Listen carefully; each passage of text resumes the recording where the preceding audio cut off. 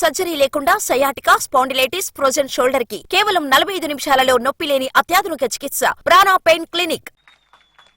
ఇంకో పక్కన సూపర్ 6 నాకెప్పుడు జ్ఞాపకం ఉంటుంది.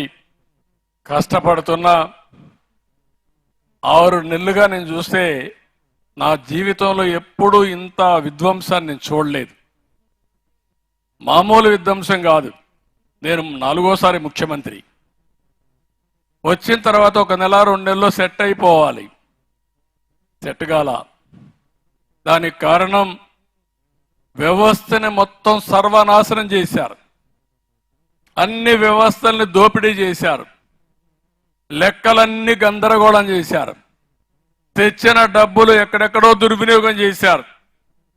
కేంద్ర ప్రభుత్వంలో ఒకదానికి డబ్బులు తీసుకొచ్చి వేరే దానికి ఖర్చు పెట్టి లేకుంటే అవినీతిలో దాన్ని మింగేసే పరిస్థితికి వచ్చారు. దీనివల్ల చాలా ఇబ్బందులు వస్తున్నాయి. ఇప్పటికి మీరు చూస్తే కేంద్రంలో 94 సిఎస్ఎస్ అంటే సెంట్రలీ స్పాన్సర్డ్ స్కీమ్స్ వస్తాయి. ఆ డబ్బులన్నీ వేరే డిపార్ట్మెంట్కి ఉపయోగించేశారు. ఇప్పుడు ఉదాహరణ మీరు చూస్తే నరేంద్ర మోడీ గారు ప్రధానమంత్రి అయిన తర్వాత ప్రతి ఒక్క ఇంటికి ట్యాప్ ద్వారా వాటర్ ఇవ్వాలని, అది కూడా సస్టైనబుల్ వాటర్ ఇవ్వాలని, బోరేసి వాటర్ ఇవ్వడం కాదు. పక్కన నాగార్జున సాగర్ ఉంటే నాగార్జున సాగర్ నుంచి నీళ్లు తీసుకొచ్చి ఈ ఊర్లో ఇంటింటికి కొళాయి ద్వారా నీళ్లు ఇచ్చే కార్యక్రమానికి శ్రీకారం చుట్టారు. 45% కేంద్రం ఇచ్చారు.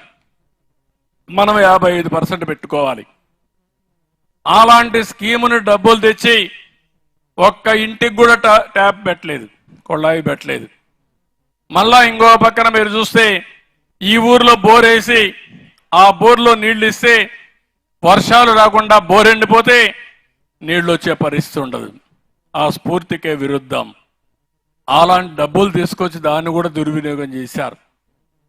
ఫైనాన్స్ కమిషన్ ద్వారా పంచాయతీలకు వచ్చే డబ్బులు దుర్వినియోగం చేశారు. నేను అన్ని కలెక్ట్ చేసి ఇప్పటికి 75 స్కీముల్ని సెట్ రైట్ చేశాను. అందుకని ఈరోజు కొంతవరకు పరిపాలనలో మీరు చూస్తే ముందుకు పోయే పరిస్థితికి వచ్చాం. నేను ఒకటే చెప్తున్నా, నేను కష్టపడతా, శ్రమ చేస్తా, తెలివితేటలు ఉపయోగిస్తా, సంపద సృష్టిస్తా. ఆ సంపద ఈ పేదవాళ్ళకే అందుబాటులోకి తెస్తానని మరొక్కసారి మీ అందరికీ హామీ ఇస్తున్నా. అయితే సంపదను సృష్టిస్తానే ఉండాలి. మీరు కొంతమంది అంటారు వచ్చిన డబ్బులు నాకు ఇచ్చకూడదు అంటారు. ఇచ్చేస్తాను. ఇచ్చేసిన తర్వాత రేపు మళ్ళా డబ్బులే రాదు. ఈరోజు ఒక రోడ్డు వేయకపోతే రవాణా సౌకర్యాలు ఉండవు. మీరు చూశారు 5 ఏళ్లలో ఎక్కడన్నా రోడ్డు కనపడిందా మీకు అని అడుగుతున్న అన్ని గోతులే. ఇప్పుడు నేను వస్తానే పార్ట్ హోల్స్ ఫ్రీ రోడ్లు, గోతులన్నీ పూడ్చే కార్యక్రమానికి శ్రీకారం చుట్టా. ఇప్పటికే మీరు చూస్తే దగ్గర 850 కోట్ల రూపాయలు శాంక్షన్ చేసి పరిగెత్తిస్తున్నాం. సంక్రాంతికి టార్గెట్ పెట్టాను. 1 నెల 2 అటు ఇటు పూర్తిగా మళ్ళీ గుంతలు లేని రోడ్లు ఏర్పాటు చేసే బాధ్యత మాదని మీకు అందరికీ మరొకసారి హామీ ఇస్తున్నా. అదే కాకుండా ఇంకొక పక్కన మీరు చూస్తే మేము వస్తానే చెత్త పన్ను తీసేశాం. చెత్త మీద పన్నేసి 83 లక్షల మెట్రిక్ టన్నులు పట్టణాల్లో చెత్త అంతా పేరకపోయే పరిస్థితి వచ్చింది. అవంతా కూడా తీస్తున్నాం. మత్స్యకారులు ఉపాధి దెబ్బతీసే 217 జీవో రద్దు చేశాం.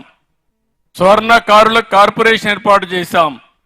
గీత కార్మికులకు నేను చెప్పిన దాని ప్రకారం 10% మద్యం షాపుల్లో వాళ్ళకి కేటాయించాం. అర్చకుల జీతాలు 15,000 పెంచాం 10,000 నుంచి. దేవాలయాల్లో నాయీ బ్రాహ్మణుల వేతనాలు 15,000 నుంచి 25,000 పెంచాం. చిన్న దేవాలయాల్లో దీపారాధన కూడా బాధలుంటే దీప నైవేద్యం కోసం 10,000 రూపాయలు ఇచ్చే కార్యక్రమానికి శ్రీకారం చుట్టాం. వేద విద్యార్థులకు 3,000 రూపాయలు నిరుద్యోగ భృతి ఇస్తున్నాం. చేనేత కార్మికులకు జీఎస్టీ ఎత్తేసాం. గృహ నిర్మాణానికి అదనంగా 50,000 రూపాయలు ఆర్థిక సహాయం